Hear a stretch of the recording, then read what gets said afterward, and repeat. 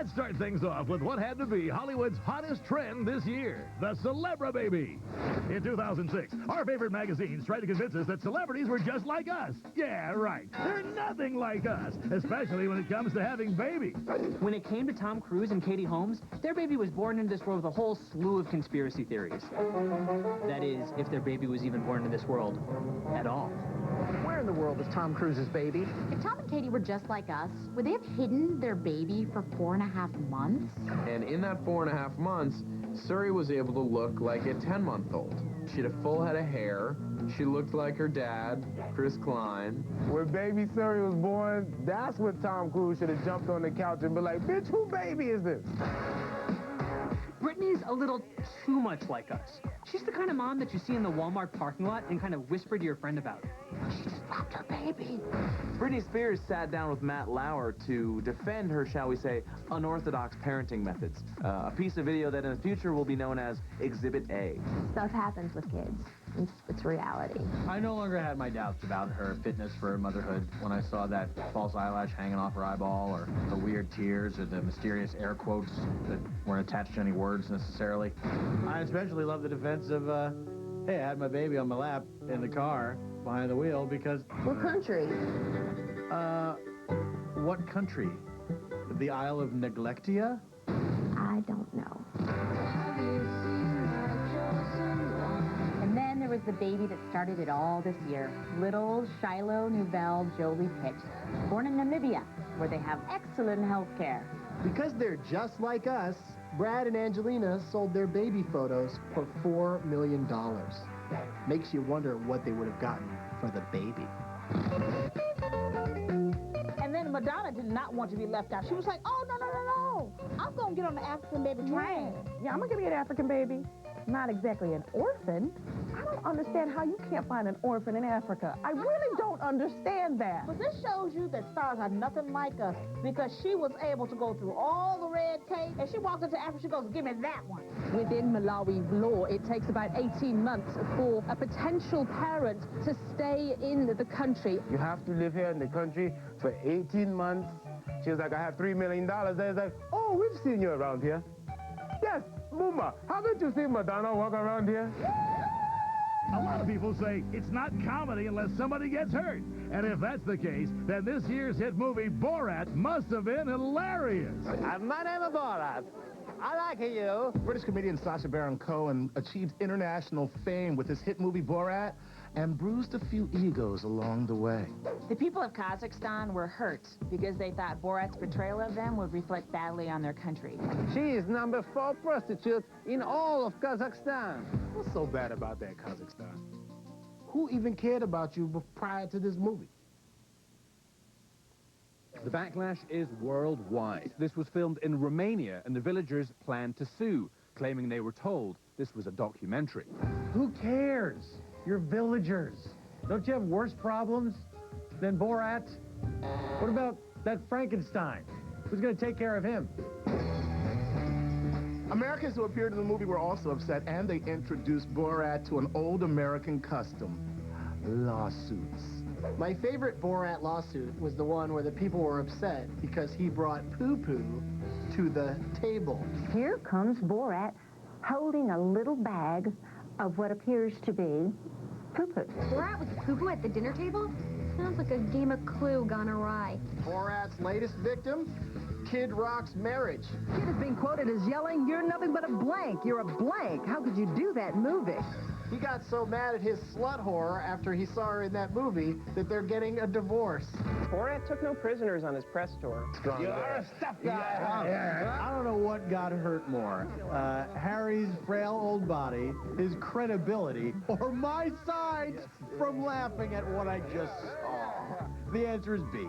Give me a smile, baby. Why angry face? Some of the things Borat said would probably hurt me, too, if I wasn't so white and awesome. What? This year, Mel Gibson proved that if going on a drunken, bigoted tirade can't bring you down, nothing can. Nice work, Mel. Back in July, Mel Gibson was pulled over for speeding, and he was arrested when the cops detected alcohol in his breath. And that's kind of easy when you're screaming in their face. Jews? He was arrested in Malibu, California yesterday. Faces a suspicion. Mel Gibson, he didn't just make a barrage of anti-Semitic remarks. He called a female officer sugar. I don't really have a joke for that. I just didn't want you to forget it. To rebuild his image, Mel went to rehab. For booze, not for hating Jews. And then he did an exclusive interview with Diane Sawyer. My favorite part of the Diane Sawyer interview was when she reminded Mel of his I own Malibu statement. One of the things you said was about owning Malibu. Yeah, oh yeah. Right. Which one of my insane quotes can I laugh at? I guess the Malibu one. Right. Mel was immortalized on the episode of Law & Order, played by Chevy Chase. I should have known they'd stick me in a room with a Jew cop. And Chevy promoted it by saying that he and Mel were friends. He's an old friend. Mel's an old friend. I've known Mel forever. Yeah, they're such good friends, obviously. That must have been a great phone call. Hey, Mel. Yeah. Make sure you watch Law & Order this week. Screw you, sugar. Good luck rebuilding your career and relationships in Hollywood. I really thought that Mel Gibson had the title of Most Impressive Bigot of 2006 all locked up. But then, along comes Michael Richards, who stole the show.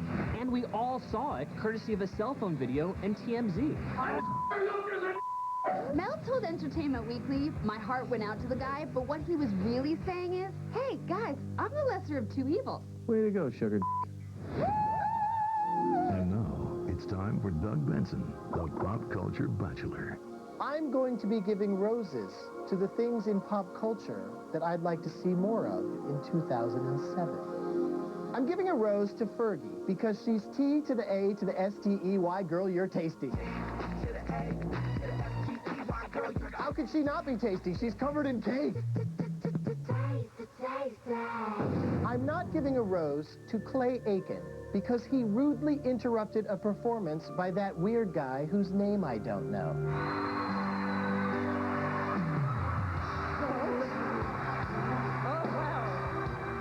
He's scary. I'm giving a rose to Maury Povich because he has to live in the shadow of his much more talented wife. Thanks for the memories. Now that the show is through, I've got bigger things to do. Thanks for that memory, Connie. I'm giving a rose to Leslie Nielsen for his appearance on Game Show Marathon because the Society up in Phoenix for Blind Children is a wonderful charity. Tell us, who are you playing for? I'm playing for the society up in Phoenix for blind children. The SUIPFUBC appreciates all your hard work, Les. I'm giving a rose to Vincent from Project Runway because shirts need to be laundered correctly. Do not put my clothes in the laundry. $125 shirts ruined. They're rude. Why? Why? Fluffed and folded. Don't fluff and fold the shirt. You, I'm out of here. And now, our first Best Year Ever nominee. This year, junk came flying out of the trunk, and we're still trying to recover. That's why junk just might be having the best year ever. In the last few years, Hollywood was all about the nip slip, you know, but 2006 was all about celebrity genitalia just flying. Oh, wow. Fire wiener. You could say that Brandon Davis put junk on the map in 2006 when he was caught on tape by TMZ. Lindsay Lohan is a fire crotch. Lindsay Lohan is a fire crotch. And I bathe in oil and vinegar. Lindsay seemed to respond to Brandon's comments by flashing her junk at paparazzi any chance she got. It was like she was saying, hey, no fire down here. I clear-cut this forest. You can only drunkenly pee in your panties so many times before you realize it's just easier to go commando. So Lindsay wasn't the only guilty party. When newly single Britney Spears wanted to let everyone know she was back on the scene, she started flashing her mom junk. Her monk. My favorite junk has to be Britney's junk. Just being able to look up there and see a little cesarean scar. You never been to like a strip club in the hood? Cesarean scars is everywhere. We call them C-scars. And you got bullet wounds, the whole is a mess. You want me to come down on this girl for that? No, sir. Screech, a.k.a. Dustin Diamond, told Howard Stern that he had a 10-inch piece of junk. Probably maybe like 10 or... Wow. 1.5. That's quite big. Also, he calls his penis AC Slater because there are these weird dimples on the side. Vince Reese tried to put his junk to work for him by releasing a sex tape that no one wanted to see. Junk was so huge in 06 that it even got a cute little nickname from one of those feisty doctors on Grey's Anatomy. Stop looking at my vajayjay. The phrase really caught on. Soon, everyone in America had junk on their lips. Coming up, Edgar's seriously bad day at the office. Paris is told what people think of her, and it isn't hot. And you may have reunited with a woman who shot you, Mary Jo Buttafuoco, but one of these people is having the best year ever. You're watching Best Year Ever? Maybe you'll get invited to the party next year. So many unbelievable, shocking moments that even Hurley from Lost couldn't help but say, "Holy crap!" I thought my favorite holy crap moment this year was on House when a patient's eye popped out, but then 5 minutes later I had to change my mind when his nut exploded. There should be kids watching this. I can't say ass, but if I sit up in my balls and blew up on the camera, everybody like, yeah. Holy crap! I think the biggest holy crap, pardon my language, moment of 2006 was when 24 killed off Edgar, everyone's favorite portly pal. My boy Edgar didn't even come up to the window. No, he didn't. He stood there proud and brave. No crying, no bitch tears out of Edgar's eyes. Holy crap! On the Grey's Anatomy episode that aired after the Super Bowl, there was a really crazy moment where the doctors had to delicately remove a bomb from a dude's stomach.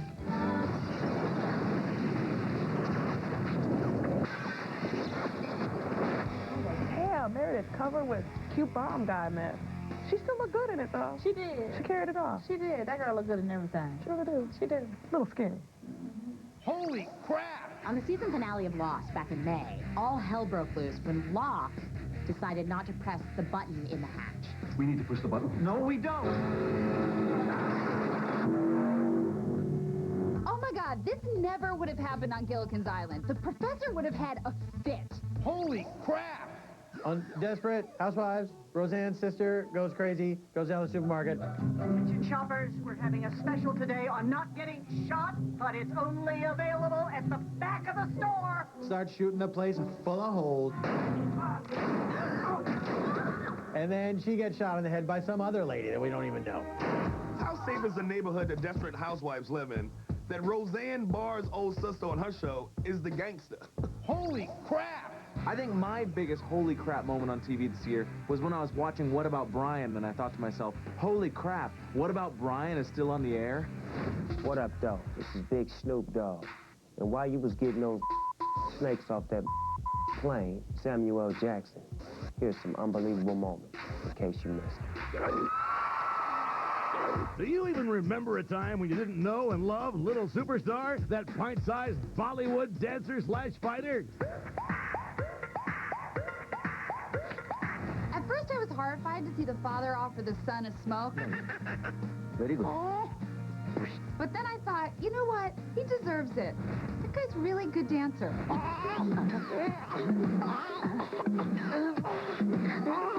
A few years ago, I took a midget self-defense class, and one of the first things they teach you is to have lightning-fast reflexes and use that 30 seconds it takes them to climb up your torso to knock them to the ground.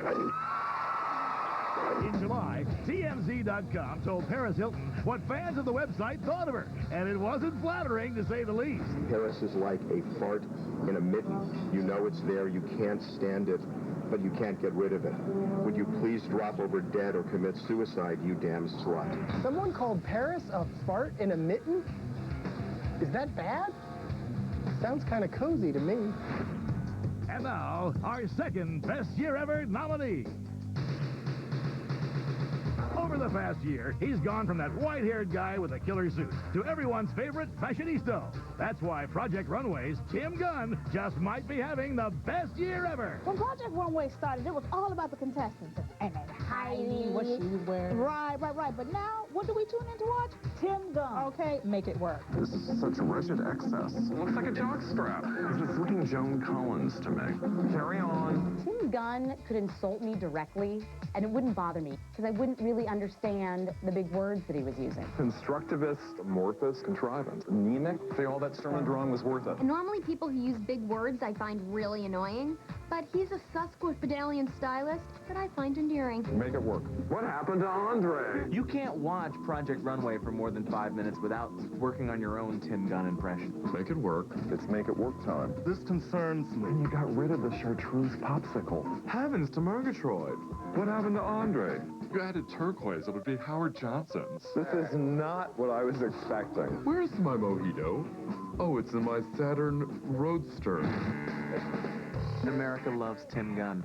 He was on the cover of Entertainment Weekly, and he got to guest host Regis and Kelly. Welcome. We are so thrilled to have you here. I can't tell you how thrilled I am. Tim Gunn is in many ways like the father figure to me. He is a disciplinarian. He has an expansive vocabulary. He refuses to make love to my mom. You know what? This guy's too big for TV. We got to get him in the movies, and soon. Dare I say our next 007? I'm Gunn. Tim Gunn. If you mess with Gunn, you get shot. This week, Tom and Katie celebrated their 27th day of marriage, officially making their union the third longest in Hollywood. In their honor, let's take a fond look back at what life was like the week they were married. Gasoline was barely $3.03 a gallon. Happy Feet was #1 at the box office. Emmett Smith reached the pinnacle of his career as a professional athlete. That Russian spy was radiation-free. Jennifer Aniston had no idea she was destined to die alone. And two nut jobs exchanged sham vows in front of a veritable who's who of celebrity religious freaks. Hey, that's you guys! Congratulations, Tomcats, on nearly a month of wedded bliss. Hooray! Coming up, pumpkins spreading your seed all over the place. Everybody's getting into the alleged Predator Act. And you may have suffered buyer's remorse, Pasta Express customers, but one of these people is having the best year ever. Celebrity stories of the year. Matthew McConaughey's missing shirt. Good evening. Earlier this year, Best Week Ever was the first to report that former sexiest man alive, Matthew McConaughey's shirt had gone missing. In the months following, a shirtless McConaughey appeared disheveled and confused. His only comforting aid was his toothbrush.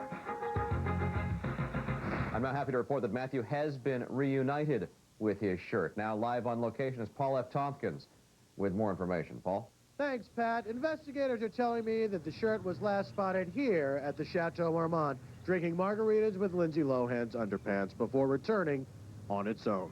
Still no sign of Lohan's underpants. Back to you, Pat. Paul, thank you. And we are pulling for you, Lindsay. Matthew released this haiku in response to the shirt's discovery. My chest is not bare. Mr. Bodunkles is found. Go Texas Longhorns. Yeah. You know, the last line's actually 6 syllables. The important thing is McConaughey and shirt are reunited. Between you and me, I like them better without the shirt. I'm Pat Kernan.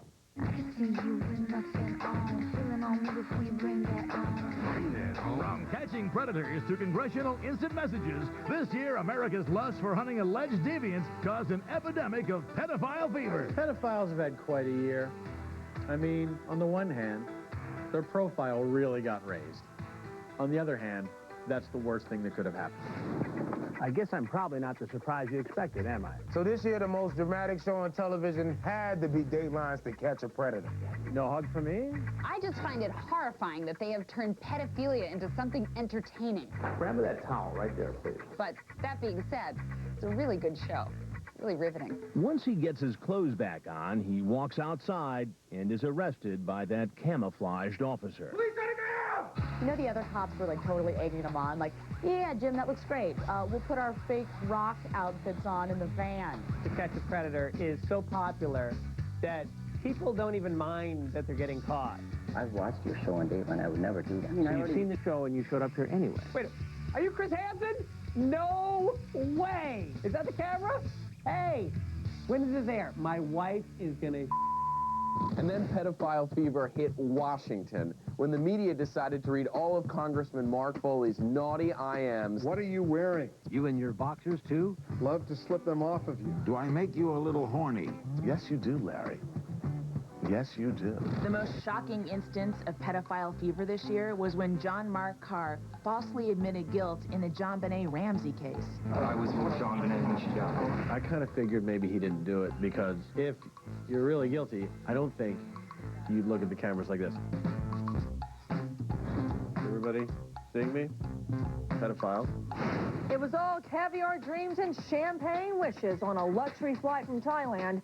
Yes, I think I'll have the jumbo shrimp and a glass of white wine. Bit of an occasion, I'm celebrating something. I'm a murderous pedophile. It's my first time in business class. I think I've finally gotten over my pedophile fever. The cure? Ironically enough, children's Tylenol. I'm Josh Duhamel, and while you were getting a new head, Kenny Rogers, I was putting together some of my favorite pop culture moments, in case you missed it. Flavor of Love had so many outrageous moments, it was hard to choose. But a good cat fight, complete with enormous loogie in the face, is hard to resist. Get her out of here. Actually, I can slap the Gone. Do it! Slap me, bitch.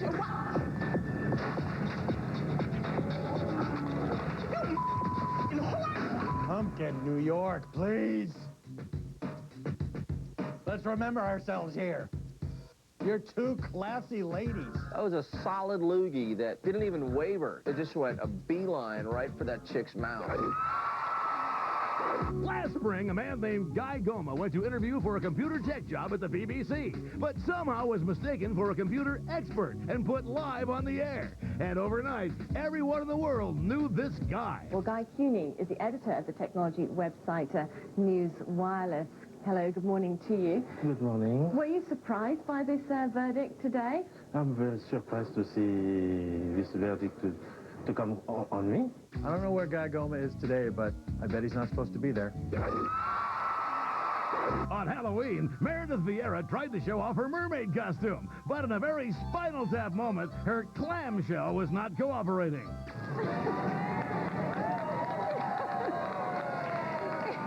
It got all messed up. I think I heard a stagehand yell, "Meredith's clam is stuck. Can we get a couple more hands on Meredith's clam?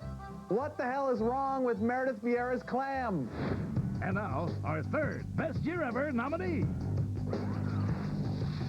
If you needed diamond earrings or just wanted your own TV show this year, knowing Oprah certainly helped. That's why Oprah's friends could be having the best year ever.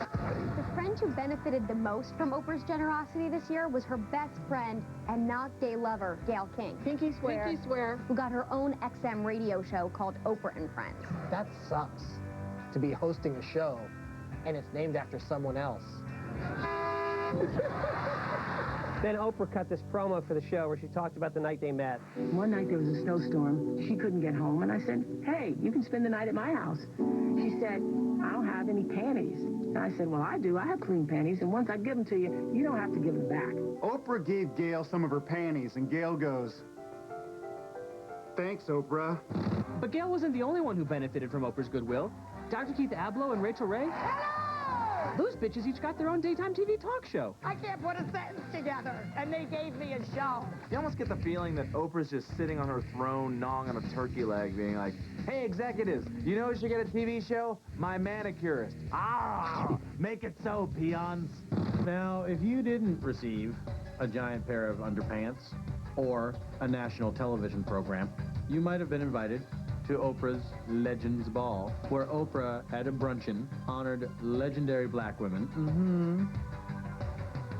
and gifted them all with diamonds.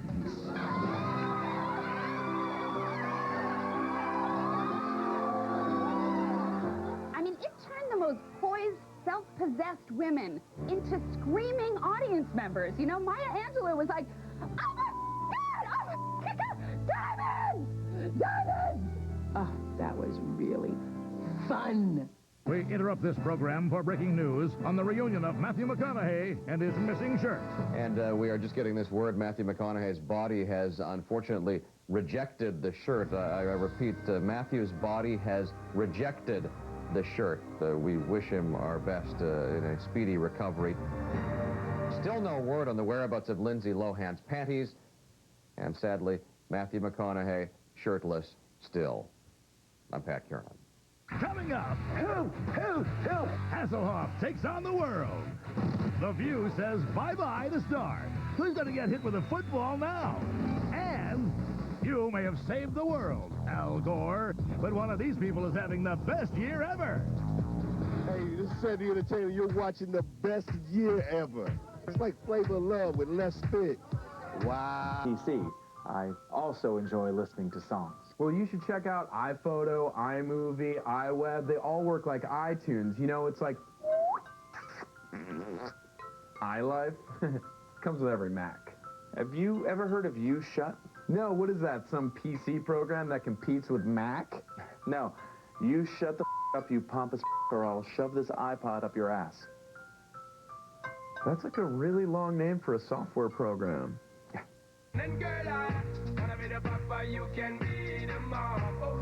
This next story is going to knock your socks off. Who knew that when Katie Couric took a job on the evening news, it would have major ramifications on The View?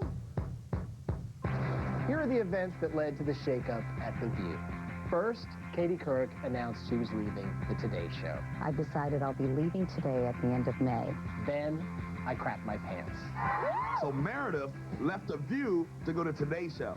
All big money. I'm thrilled. I'm really thrilled. Then rumors started surfacing that Rosie O'Donnell would join the show, but only if Star Jones was fired. Give me a break. I believe Rosie wanted Star off The View. I wanted Star off The View. Oh, my God. My beautiful wish came true. Now I have 2 more wishes left. Nobody's going to stand up for a woman when their fondest memory of her was the time she got hit in the face with a football. That's gonna leave a mark. Star Jones was supposed to leave the show in September, but in July, she decided, I'm not going to do that. I'm going to drop a bomb on you bitches. I will not be returning as co-host next year. She was like, you can't fire me. I quit. But she was already fired. It's shocking to me. That's not shocking. You fired her. The next day, Barbara was singing a whole different tune. The truth is that Star has known for months that ABC did not want to renew her contract. After ripping Star a new one, Barbara felt the need to prove that she didn't hate all black women by bringing on a parade of black women on The View and weirdly touching them. It's so good to see you. Is this your real hair? Oh, she's pulling! It's not coming out, Barbara. I like black people. I like black people. A black host. Does that feel good? Look, I don't think they're made of lava. No one said you thought that. I'm Meredith Vieira. You know, when Rosie arrived at The View, she really classed up the place. Live TV, I just shot a booger on the rug. Elizabeth looked terrified. She kept on looking in her coffee cup to make sure Rosie didn't slip her a morning after pill. I open the new year, the ladies of The View keep providing 4 separate women's viewpoints. Is that what they do? Hi, I'm Jorge Garcia. While you were winning the Oscar, 3-6 Mafia, here's some of my favorite moments in case you missed it. During the Today Show's coverage of the 2006 Winter Games, Matt Lauer and Al Roker went above and beyond the call. Seriously, we didn't need to see this. Reach in and grab those handles. Can you feel them? That's not the handle. I didn't mind the spandex. I didn't mind the little I can't really learn helmet that he was wearing. I did mind the noises they made going down that icy slip and slide.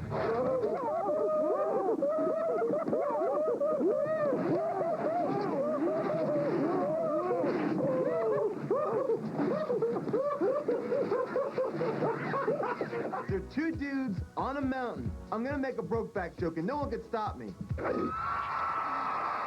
Ah, the World Cup. The world's greatest athletes competing on a global stage. The passion, the glory, the headbutts.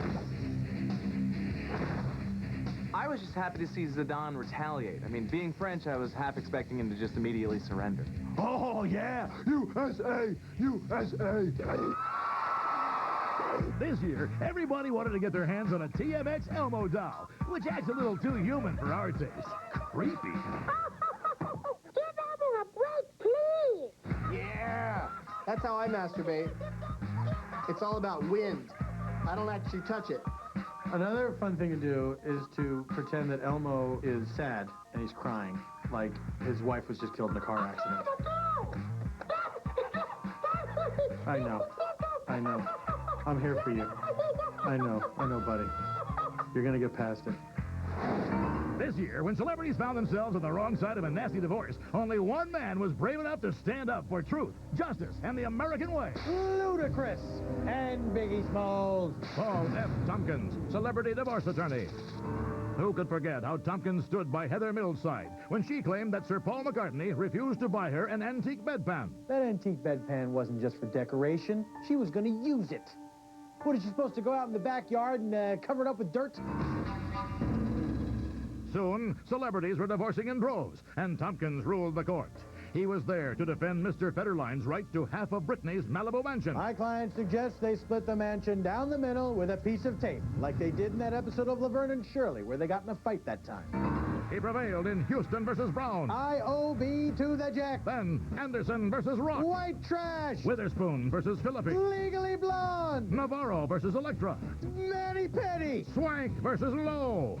Oh, my Popeye is done. Me dismissed. 2006 was quite a year for Paul F. Tompkins, celebrity divorce attorney. Before we continue, Best Year Ever would like to welcome a very special member of tonight's audience. Ladies and gentlemen, the former president of Zambia.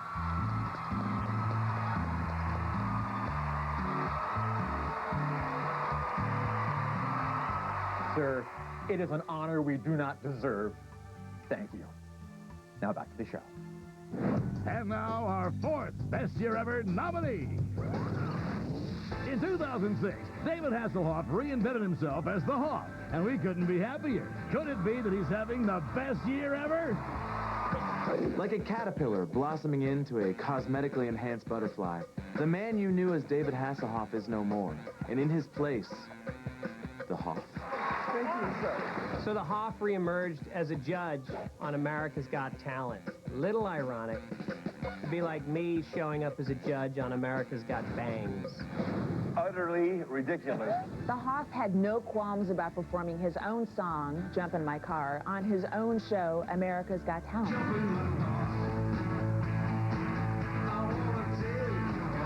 He was able to lip sync his own song almost perfectly. Not only did he sing his own song on his own show, but the video was all over the internet. Jump in my car, I wanna take you home. It's like an homage to sexual harassment. So even when the Hoff wasn't singing this year, he was still totally entertaining. So I'm shaving, there's a trendy little lamp here, and I went, oh, 925, bam, hit the trendy little lamp, and I cut 4 tendons and an artery. Oh, I love some good blood loss. Don't hassle the Hoff. You know what? I won't be hassling the Hoff. This was David Hasselhoff's finest year. Well played, sir. Well played indeed. You weird old queen. Coming up, 2006 was a great year for K-Fed until November. And you may have won Missouri for the Democrats, Rush Limbaugh. But one of these people is having the best year ever. You're watching Best Year Ever, the gift that keeps up light. But now, brace yourself for the 2006 edition of When Politicians Attack. Hide your children, because no one's safe from Russian President Vladimir Putin. Watch as an innocent German chancellor narrowly escapes the clutches of death. Tremble with fear as Bobosaurus Rex attacks. You got that little smirk on your face. You think you're so clever. And don't miss the attack of the year that is sure to blow your face off. I'm the guy who pulled the trigger and shot my friend. So if you want to see the scariest political attacks since Lincoln took in a play, this is the video for you. Order now, and we'll throw in Crime and Punishment with Mistress Condoleezza.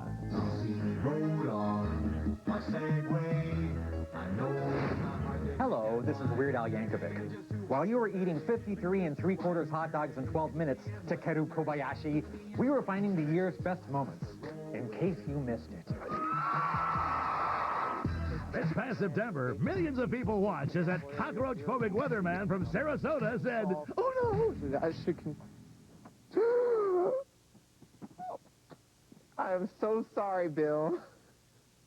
Oh, my God!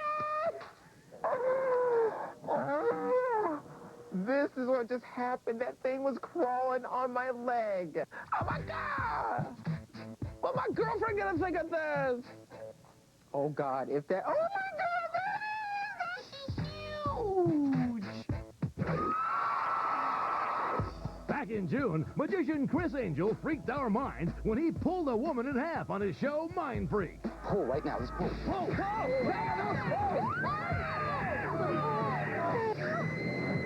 You know what? You never see anybody torn in half a long ways. That would be something. Then I'd say, yes, you freaked my mind. This year's craziest award show moment happened on the Golden Globes red carpet when Isaac Mizrahi showed us what a smooth talker he is with the ladies. What is it down there, your body hair? Is it all done tonight or what?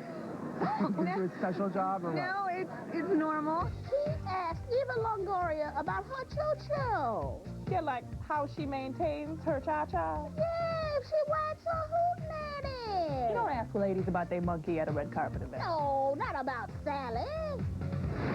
And finally, our fifth Best Year Ever nominee. A new record, a new career, and a new kid. Sure, it didn't end well, but our next nominee still had a pretty great 2006. That's why Kevin Federline might be having the best year ever. That's right, just get it, let you feel it, make you lose control. Everybody wants to talk about what K-Fed did wrong. Let's talk about what K-Fed did right. Okay, yeah. He had a legitimate baby with Britney for the second time, which is great, because it totally balances out those other two bastards. Britney is dropping the baby, letting the baby drive the car. K-Fed's nowhere to be seen. That somehow makes him, by default, a great dad. Kevin released his first album called Playing with Fire, and a lot of people bought it. Some people even kept it. Nobody said it had to be good. He just put one out. Did you put out an album? No, I did not. I did not either. When Kevin released the now legendary single Popo Zow, Entertainment Weekly said it was worse than expected, which means they had expectations for it. At a certain point, K-Fed said, look, people are mocking me. I'm going to embrace it. K-Fed got punched on an episode of CSI. He got body slammed by John Cena from the WWE. That's Kevin Federline, Britney Spears' husband! K-Fed figured if you can't beat them, let them beat you up. The real reason that K-Fed is having the best year ever is because at the end of the day, he can always say, yeah, see that chick? Yeah, I f***ed her. Now, would you like to hear about our specials? Coming up, brace yourself for our Best Year Ever winner. You're watching Best Year Ever, the Popo Zow of pop culture. 10 Surreal Life All-Stars. And now, the winner of the Best Year Ever award is Kevin Federline. Kevin, it is my honor to present you with this award for Best Year Ever for your many accomplishments in the field of music, television, and all-around awesomeness. Congratulations. Thanks, man. I want to thank everyone for this award, especially the haters, and y'all could grab your socks, because I'm going to be bigger and better in 2007. What? Oh, crap. I'm late for my fake pre-taped award show. Thanks for waking me up, buddy.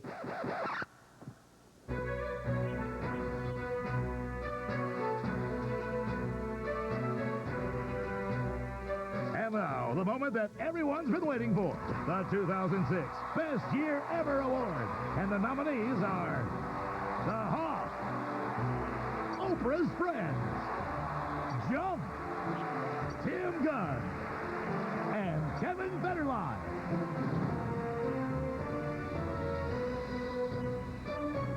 And the winner is Junk! Accepting on behalf of Junk is Saved by the Bell star Dustin Diamond, whose Junk was the star of the homemade porno Screech. I just had the weirdest dream that I gave the Best Year Ever award to K-Fed. And honestly, this is significantly weirder. Congratulations, Dustin Diamond. Thank you. Thank you so much. Thank you. Thank you. Thank you. On behalf of my junk and junk everywhere, I just want to say thank you. I couldn't have done this without my parents. And of course, special thanks to Lindsay Lohan and Britney Spears' vagina. Britney? Thank you, and happy holidays. What's that? God bless us, everyone. That was the best year ever.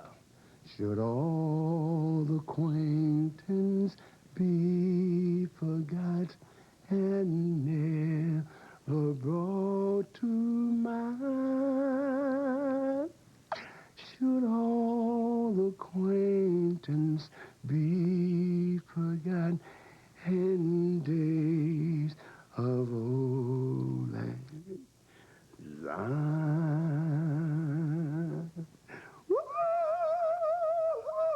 VH1 You Ought to Know.